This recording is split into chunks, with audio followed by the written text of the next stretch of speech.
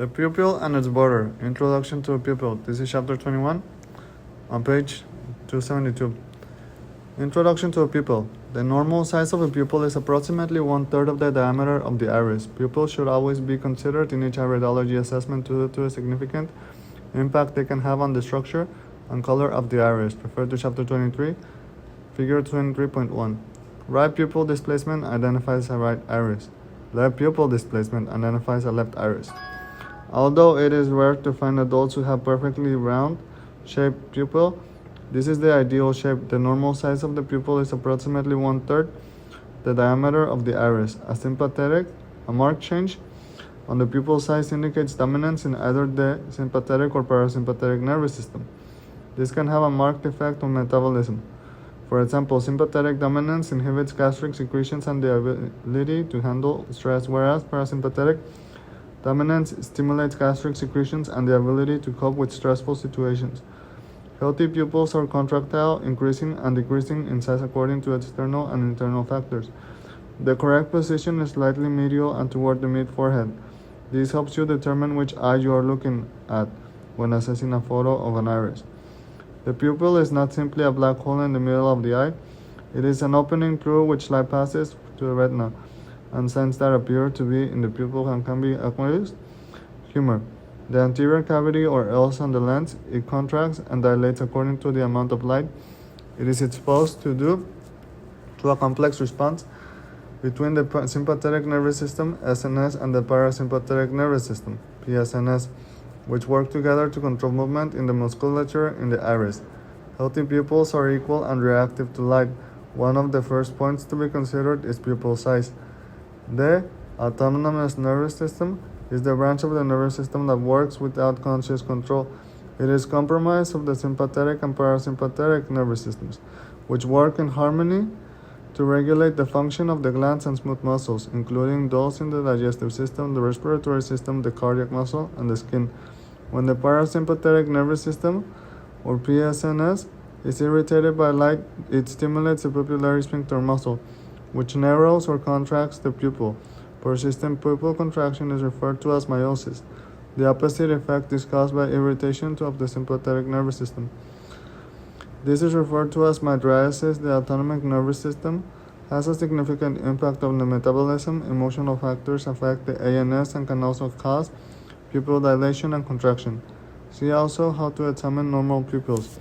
Reference 21.1. Pupil variations. These two systems are constantly counteracting each other in a synergistic process to facilitate and regulate organ function and maintain homeostasis. However, when either of these systems is disturbed, subsequent irregularities can induce a change in pupil size. Causations can arise from these three distinct groups: optical stimulation, such as exposure to very bright or dim light; physical stimuli, such as pain; emotions, including joy, anxiety, fright, or exhilaration. We can therefore say that the pupils form a psychosomatic frontier or mirror and reflects of the reaction and effect on each person as they encounter the environment. This can be reflected in any of the following variations: pupil size, pupil reaction, pupil color, sectorial flattening, deposits in the pupil, decentralization, structural changes in the pupil border, deposits on the pupil border, colors on the pupil border. Ocular emergencies. Always refer clients to an optometrist, doctor, or hospital immediately if they have any of the following symptoms: blind spots, blurred vision, eye pain, light sensitivity, headache, halos around lights, corneal haze with a mildly dilated pupil, nausea or headache accompanying any of the above. These symptoms can be indication of glaucoma. Acute angle glaucoma can cause permanent blindness in less than 24 hours if left undiagnosed. Other ocular emergencies include sudden light flashes or loss of field, blood or pus in the anterior chamber, sudden loss or distortion of vision in one eye, unusual raised or discolored pigment on the iris, extreme redness on the sclera with severe pain. This can be scleritis, which can threaten vision. See chapter 23 for additional information about the pupils. There is a chart on page number 274 titled Activities of the Autonomous Nervous System. I will not read it right now because the chapter is oddly large, and I do plan on reading up until like the next 18 pages, and at the very end I can read the activities of the autonomous nervous system. But I will proceed now with page number 275 then. Pupil size. Pupil color. A healthy pupil is black. Pupil response. Pupils normally pulse for a few seconds when there is light variation. This is called pupil play. You will notice this when you examine clients using bright light. The absence of pupillary response to light is called Argyll-Robertson pupil. Definition: Argyll-Robertson pupil, a pupil of the eye that narrows when focused to near vision, but not in response to light.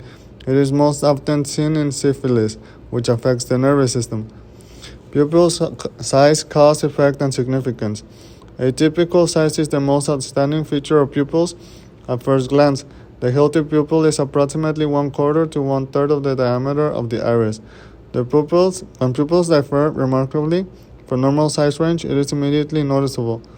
Bear in mind that while the comments made in this section regarding pupil size are much more relevant to persistent states in meiosis or mydriasis, they will still be significant to a degree of outlines with altered pupil size.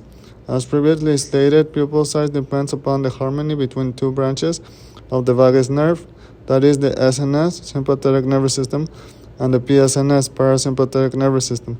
The chart of the previous page can help you gain a working knowledge of the effects that these two systems have on the body's major organs. Page number 275 has two images, then being figure 21.1. Can you determine which eye this is by looking at the pupil? And figure 21.2. Healthy pupils are round, black, and located in a slightly medial position. Okay. Meiosis, pupil sign, identified by an abnormally small pupil relative to the amount of light sensitivity, indicating parasympathetic dominance. Significance, meiosis naturally occurs during ingestion, mental concentration elevation, or carbonic acid tensions, and exposure to bright light, whether real or imagined. Drugs that cause meiosis are referred to as miotics. E.G. pilocarpine, used to treat glaucoma, narcotics, opiates, including codeine, morphine, heroin, and methadone. Antipsychotics and MAO inhibitors can also cause meiosis. Resistant pupillary constriction indicates a person who is parasympathetically dominant. Broadly speaking, miotic pupils indicate the following. The peripheral capillaries are often constricted. This causes the client to complain of cold extremities. Bradycardia is often associated with meiosis, a pulse rate of less than 60 beats a minute. Some iridology references refer to miotic pupils as a sign of nutritional tap because the stomach is in a constant state of movement. This means that they digest and metabolize efficiently. Meiosis indicates a great need for good quality food, but they should be cautious not to overeat. Abnormal sensitivity to stimuli and psychotic changeability with elevated skin and tendon reflexes expose this person to possible progressive nervous disorders. Okay. Emotions. The client with miotic pupil tends to have an attitude where nothing would but the best will do. They are perfectionists in everything they do. They can seem to have rigid, structured emotions as if they have chosen not to receive. They use expressions such as, I can't accept that. If we could speak of a failing, it could be their ability to trample on others in the process of reaching their goals. They usually have a well-developed libido and emphasize sexual matters. Career paths should meet their natural abilities, which include development of systems and time management, accounting, dentistry, surgery, mathematics, technology, etc. It is hard to make direct contact in the eye with someone with meiosis. People have said they feel as if the person looks straight through them. Miotic eyes are stinging and obtrusive. They can display guilt due to infringements in the domain of food and sex. We refer to people with resistant meiosis and as miotics. When out of balance, they can exhibit extreme personality changes from one extreme to another. For example, satire and sarcasm, courage and cowardice, selfishness and altruism, exuberance in good and bad, atheism, and religious fanaticism. This can make them difficult to treat. When meiosis is coupled with a small cholera, we usually find a person with great drive and ambition. They are often found as leaders in industry and society, but may have been guilty of trampling on others to attain their goals. Balanced meiotics are usually perfectionists at work and at home. finishing what they start and anything they set their minds on. They are likely to have very orderly cupboards and place for everything in their home. If they become unbalanced, they can become fixated in details and exhibit extreme behavior. Page number 277 has two images, them being figure 21.3, meiosis, lymphatic female, right eye, and figure 21.4, meiosis, hematogenic female, right eye. Mydriasis, pupil sign. This is identified by a pupil which is abnormally large relative to the amount of light intensity. The sympathetic nervous system is dominant. Large pupils tend to make the person look like dual-eyed. Most children tend to have larger pupils. Significance: when the SNS is dominant, it is reflected in a person prone to depression or introverted tendencies, being sensitive to their surroundings and their psychosocial environment. These people are easily traumatized by stress, whereas people who are PSNS dominant have more drive and ambition and are generally well equipped to stand up to the stress factors encountered by achieving their goals. These people are usually timid by nature and express symptoms so consistent with a constant state of preparedness for flight or fright. Mydriasis is caused by contraction of the dilator muscle of the iris. It is associated with certain migraines or can occur naturally when you experience pain, joy, exhaustion, hunger, or after an intense increase on muscular stress. Emotional excitement can also produce mydriasis. It can be artificially induced by looking hard to one side while facing straight ahead. Certain drugs cause mydriasis, including cocaine, amphetamines, anorextics such as speed and ecstasy. That's amphetamine, psychotic drugs, and some antihistamines. You should discount this possibility before making your assessment. Resistant mydriasis indicates one who is compliant, familial, and generous, but emotionally fragile and easily oppressed by stress. Mydriatics are usually soft and sensitive, but this can bring its own peril, since misplaced trust can make them vulnerable and naive, and therefore easily misled. Mild mydriasis is frequently evident in young children. However, pupillary dilation can become exaggerated in association with episodes of infantile asthma. People with mydriasis often have weak appetites, reduced gastric secretion, and poor peristalsis. There is an increased disposition to urinary tract infections. Libido tends to be reduced, especially after midlife. Respiratory complaints are often part of this profile, many of which are exacerbated by stress. Clients with extreme mydriasis seem very susceptible to nervous complaints such as phobias, manias, and psychosis. Faulty assimilation due to poor peristalsis can induce anemia. This produces reduced energy and daytime sleepiness. They tend toward tachycardia, pulse greater than 100 bpm. Mydriasis is often a symptom of exhaustion. Nutritional deficiencies are common due to poor input of PSNS. There is a need to supplement with vitamins and minerals to preserve good health. Emphasis needs to be given to the mineral economy to avoid them succumbing to spastic conditions such as dysmenorrhea, asthma, etc. Mydriasis occurs in epilepsy. They are usually familial, approachable, big-hearted, and enthusiastic. Mydriasis is often seen in conjunction with well-developed intuition. Emotions. Most children have large pupils, which is normal indication of a trusting, open spirit. It indicates willingness to listen and learn. I have found that many of my students have large pupils during classes. Persistent mydriasis is not so common in adults, but when seen is connected to generosity, enthusiasm, and approachability. They may complain of feeling overwhelmed and overburdened, and use expressions such as, "I just can't take it anymore," or "It's all too much for me." Their natural empathy means they are ideally suited for careers that have them dealing face-to-face with people such as nursing, child or aged care, natural therapies, medicine, or social work. Page number 279 has two images, them being figure 21.5, mydriasis female, right eye, and figure 21.6, mydriasis female, right eye.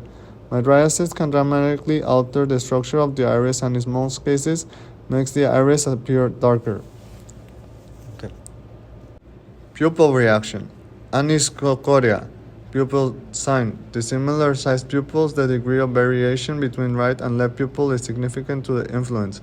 Significance. Anisocoria indicates the potential of excessive mental activity which may be accompanied by involuntary jerking movements of the arms and legs. This pupil anomaly is often a result of a blow to the head. However, it can occur when there is a history involving febrile crisis. Anisocoria can indicate Horner syndrome or a lunatic factor related to syphilis in previous generations. If the pupils are remarkably different, it could be suggest the autonomic nervous system is damaged in some way, perhaps reflecting a disease affecting one side of the body.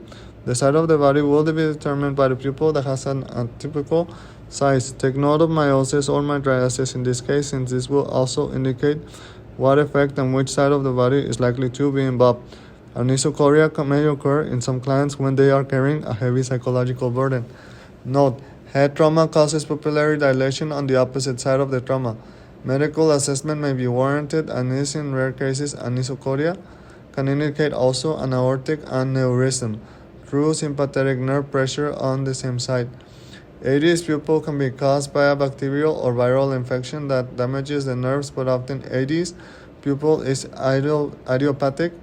The affected pupil appears larger or more dilated than the normal one and reacts abnormally to light. Initially, the pupils react slowly, irregularly during close tasks as the eye begins to lose its close-range focusing power.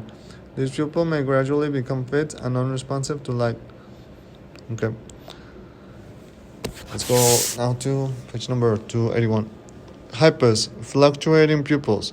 Pupil sign, spasmodic or rhythmic contraction of the pupils on the eye. Note: healthy pupils are in a constant state of mobility and will adjust in size according to internal and external factors, including light and emotions. When you examine someone's eyes with an illuminated magnifier, you should expect to see what is known as pupil play. As they gradually get used to the light, this usually lasts for just a few seconds. Hypos is a condition when there is continuing pupil play. Well, after that time, one would expect this to stop. See reference number 1, page 338. Significance: hypos is commonly present during and after epileptic seizures. However, it is not mutually exclusive to this condition. Hypos suggests a disturbance between the SNS and the PSNS, resulting in fluctuating mood with associated physical and emotional trauma and energy levels due to the constant stress this places on the nervous system. People with hypos often have a dancing feet. Some texts refer to hypos as indicating a zigzag personality type. The changeability in this personality can make a treatment difficult. Treat them as you find them from your visit to visit, as the size of the pupils will indicate which nervous system is dominant at the time. Warning: unsynchronized continual change can be a forerunner to glaucoma, and the client should be referred to a doctor for investigation. Page number 281 has two images, them being figure 21.7a. Female right eye, note pupil is normal in size. And figure 21.7b. Anisocoria is the name of the dissimilar pupil size. Female left eye, note the pupil is slightly mydriatic. Pupillary displacement, irregular pupil placement. Normal pupil placement is slightly medial and superior. Pupil displacement is quite significant. Sometimes there will be no supporting iris sign. In this instance, you should still inquire of your client relatively to the following.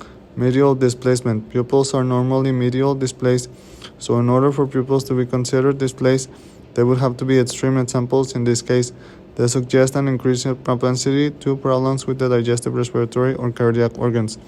It is advisable to check the pulse of blood pressure in such clients. Question them about the health of their parents.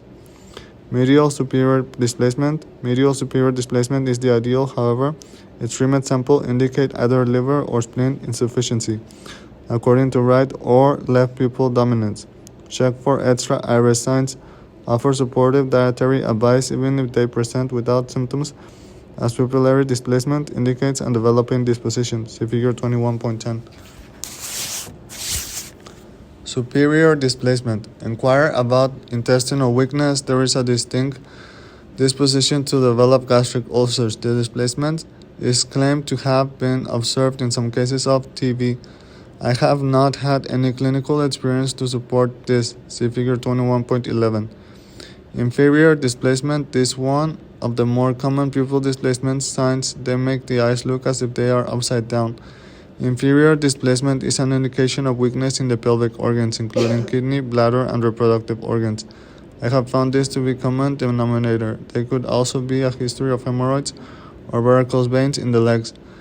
Lateral displacement. Since the normal pupillary position is slightly medial and superior, lateral displacement means the pupils are actually centrally located. This is usually seen in association with gastrointestinal weakness or developing cardiac problems. Check the iris for genetic disposition. To either question the client about their family background, employ prophylactic strategies in the absence of symptoms. The pupil colorate rough relationship. The dynamics of the zone's pupil utilization zone compare the pressure on the accelerator. Rough zone absorption zone compare the efficiency of the carburetor. Ciliary zone energy store zone compare the size of the gas tank. Large pupil, large colorate. Poor utilization, sluggish metabolism. It spends large amounts of energy, can eat large meals easily. Low gastric secretion will produce excessive gas.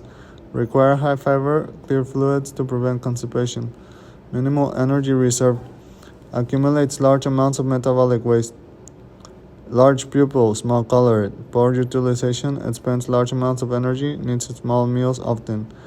Reduced digestive ability, not usually suited for a vegan diet. Needs protein for energy. Avoid junk food, this will cause flatulence. Limited energy reserves. Lack stamina, 9-day wonders. Okay. Small pupil, large colorate. Good utilization of energy. Cold, slow, reduced stamina, low vitality. Great necessity for food. Disposition to constipation. More suited to vegetable and meat. Great drive but lack the energy to fulfill ambition. Success comes with difficulty. The wannabes. Small pupil, small colorate. Efficient utilization, good metabolism and energy stores. Suits small, frequent meals. Great stamina and staying power. Great ambition and drive. Tends to have high expectations from others. Often lacks empathy. Goal setters who generally see nothing through the completion. Natural achievers. Page number 286 has 4 images, then being figure 21.8. Ideal pupil location, right iris. Note the pupil is slightly medial and slightly superior. Figure 21.9, medial superior pupil displacement, left iris. Note the pupil is more than slightly medial and superior in placement. This is significant. Figure 21.10, exaggerated superior medial pupil displacement. The more extreme the divergence from ideal, the more intense the significance of the sign. Figure 21.11, superior pupil displacement. Note, additional to these quite obvious displacements, there is a superior corneal artist. Figure 21.12, large pupil with a large colorate. This means a quantitative adjustment to the ciliary zone, which indicates our available energy stores. These are the last picture was figure 21.12 and it was on page number 287. Page 287 has 4 images as well. I will now proceed with figure number 21.13. Large pupil with a small colorate, female right iris. The first line in the questioning should be about energy level. Extreme mydriasis is often associated with exhaustion. Figure 21.14. Small pupil with a large colorate, male left iris. The information regarding the pupil colorate size adds to what you know about this lymphatic plethoric constitution. Okay. Figure 21.15, small pupil with a small colorate, female right iris. Pancreatic diathesis adds weight to this assessment question, not only quantity but food choices. Okay.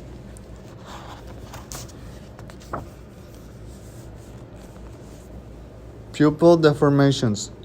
We will consider 2 primary deformations, ellipsoid shapes, oval and sectorial flattening. It is important to know the iris topography to relate distortions to the adjacent areas likely to be affected. We use a specific terminology to describe the location of distortions. The 4 primary positions are synonymously referred to as superior frontal, inferior ventral, medial, nasal, and lateral temporal. See the integrated iridology pupil signs chart. Diagonal sectorial flattening is named according to placement. For example, superior medial ellipsoid shapes are named according to the direction of the divergence. For example, a right-sided ellipse leans towards the client's right shoulder. Since the spine is represented from the pupil border, variations in shape offer valuable insights into specific structural problems. This can have a reflex effect on various organs, muscles, and metabolic processes. Most examples of sectoral flattening have physical implications. This will be described in each section. Elliptical pupils. The ideal shape of the human pupil is round. Ellipsoid pupils indicate various symptoms according to a number of factors, including the direction of deviation. The severity of the ellipse should be taken into account when making your assessment. If an elliptical shape is distorted, this can suggest a chemoelectric pressure change in the fluid economy. The symptoms of this pressure change include high sedimentation in the urine and reduced stones in the blood vessels, which in turn affects blood pressure. Suspect alteration in cerebral spinal fluid pressure. Most ellipse shapes are unilateral. Rudolf Schnabel and many other authors in iridology textbooks claim that ellipsoid pupils are associated with a tendency to stroke or crippling. I have not been able to confirm this finding, but this respect, I am offering my opinion regarding other possibilities. Please note, the graphics are deliberately exaggerated for illustrative purposes. Human pupils are rarely ellipsoid to such an extreme degree. Okay. Page number 289 has 4 images, them being figure 21.16, vertical ellipse left eye, female right iris, historic migraines. Figure 21.17, vertical ellipse left eye, male left iris, chronic migraines. Figure 21.18, horizontal ellipse left iris, question whether they get headaches. Figure 21.19, horizontal ellipse, female left iris, note peripheral constriction and migraine, net. Client history includes headaches and depression. Okay. I will now proceed with the page that I wanted to read at the start of the chapter, which is page number 274. And it's titled Activities of the Autonomic Nervous System. This is the chart on page number 274 on chapter 21. Activities of the autonomous nervous system. It contains the sympathetic properties, which is fight or flight, and it has also a parasympathetic, which is rest or digest, and it contains also 1, 2, 3, 4, 5, 6, 7, 8, 9, 10, 11, 12, 13, 14 organs, starting from the heart and ending with the genitals. I will start with the heart, and I will say the sympathetic portion first and then the parasympathetic. So as far as the heart goes, sympathetic, fight or flight, stimulates cardiac output, increases heart rate and strength of contraction, constricts coronary blood vessels, tends to tachycardia and hypoxia. In the heart, parasympathetic, rest or digest, lowering of cardiac output, decreases heart rate and strength of contraction, dilates coronary blood vessels, tendency to bradycardia. In the next organ, vasculature, sympathetic vasculature, which is the fight or flight, increase of blood circulation in the active muscles, reduction of blood circulation in the digestive organs, increase of circulation in the coronary and pulmonary arteries, reduces circulation in skin and mucous membranes. For vasculature, parasympathetic, rest or digest, reduction of the blood of circulation in the active muscles, increases blood circulation in the digestive organs, reduce circulation in the coronary and pulmonary arteries, increases circulation in the skin and mucous membranes. Peripheral capillaries constrict are greater than cold extremities. For the next organ, breathing, in the sympathetic, which is fight or flight, elevated breathing, increased respiratory volume, circulation and blood content of the lungs, dilation of the bronchial muscle. For breathing, in the parasympathetic, rest or digest, decreased breathing, reduced respiratory volume, circulation and blood content in the lungs, constriction of the bronchial muscle. For the next organ, metabolism, sympathetic, fight or flight, energy depletion, reduction and loss of raised basal metabolism, increase in blood warmth, increased protein degradation, tendency to acidosis, greater than hyperglycemia, greater hyperglycemia, reduce K/Ca quotients. Metabolism, parasympathetic, rest or digest, energy repletion, recovery and buildup, reduce basal metabolism, reduce body warmth, lower protein degradation, tendency to alkalosis. Greater hypoglycemia, increase in K/Ca quotients. For the next organ, blood, in sympathetic, fight or flight, Exhaustion of the blood reserves increased in RBCs. Myelocytic tendency of the white blood status. Reduction of eosinophils. Tendency of secondary anemia due to poor assimilation and peristalsis can include daytime sleepiness. Poor blood in the parasympathetic rest or digest. Storing of blood reserves. Reduction of RBCs. Lymphatic dominance of white blood status. Increase eosinophils. For the next organ, digestive tract. In sympathetic fight or flight, closing of the cardia contracts sphincters, stomach reduction of tone and fond gland secretion. Mucin, HCI, and pepsin. Small and large intestine reduces tone and inhibits peristalsis. For the digestive tract, in parasympathetic rest or digest, opening of the cardia relaxes sphincters, stomach elevation of tone and promotion of peristalsis. Opening of pylorus, promotion of affundus, gland secretion, mucin, HCI, and pepsin. Small and large intestine, increased tone and peristalsis. For the next organ, liver, in sympathetic fight or flight, promotes gluconeogenesis, glycogenolysis, decreased bile secretion, relaxation of gallbladder. For the parasympathetic rest or digest in liver, it promotes glycogenesis, gluconeogenesis, increases secretion of bile, contracts gallbladder.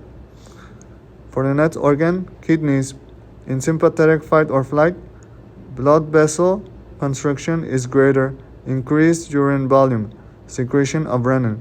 For the kidneys, in the parasympathetic rest or digest, blood vessel dilation is greater than urine volume. In the next organ, adrenals, sympathetic fight or flight, stimulation of secretion of stress hormones. For the adrenals, in the parasympathetic rest or digest, inhibition of stress hormones. For the next organ, the thyroid, in the sympathetic fight or flight, stimulation of secretions. For the thyroid, in the parasympathetic rest or digest, inhibition of secretions. In the next organ, sweat glands. For the sympathetic fight or flight, cold, clammy sweat stimulated secretion. For the sweat glands, in the parasympathetic rest or digest, warm, viscous sweat inhibited secretion. In the next organ, the eye, sympathetic fight or flight, radial muscle contraction is greater than pupil dilation, which equals mydriasis. For the eye, in the parasympathetic rest or digest, sphincter muscle contraction greater than pupil constriction, it equals meiosis. For the next organ, urinary bladder, in the sympathetic fight or flight, urine retention, muscular wall relaxation, contraction of the sphincter. For urinary bladder, in the parasympathetic rest or digest, urine voidance, contraction of muscle wall, relaxation of internal sphincter.